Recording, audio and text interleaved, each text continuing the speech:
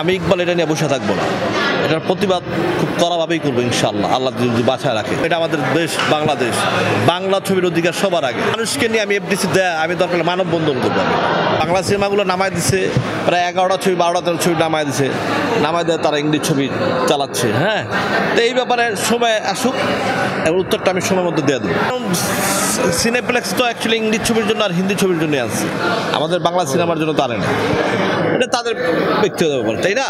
এবং এটা নিয়ে আজকে আমি বললাম যে আমি ইকবাল এটা নিয়ে বসে থাকবো না, এটার প্রতিবাদ খুব কড়াভাবেই করবো ইনশাআল্লাহ, আল্লাহ যদি বাঁচায় রাখে।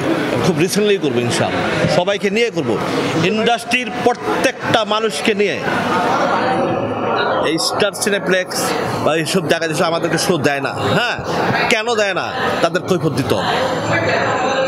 এবং প্রত্যেকটা মানুষকে নিয়ে আমি এফডিসি দেয়, আমি দরকার মানববন্ধন করবো। ঠিক আছে, স্টার সিনেপ্লেক্স ইংলিশ ছবির জন্য আর হিন্দি ছবির জন্য আনা হয় না, এখানে বাংলা ছবির জন্য দেওয়া হয়েছে। এবং বাংলা ছবি কেন চালা নাই, কেন দেয় নাই, আমি কেন ইন্ডাস্ট্রির প্রত্যেকটা সিনিয়রকে নিয়ে আমি ইন্ডাস্ট্রির মানববন্ধন। এবং আমি এটা ইংলিশ না, এটা ফরেন কান্ট্রি না, এবং এটা আমাদের দেশ বাংলাদেশ, বাংলা ছবির অধিকার সবার আগে।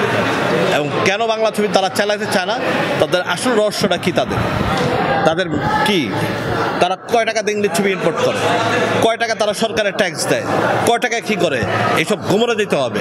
তারপরে তাদেরকে ধরতে হবে যে আপনারা কেন আমাদের ছবি সবার আগে চালাইতে হবে, তারপর সব কিছু।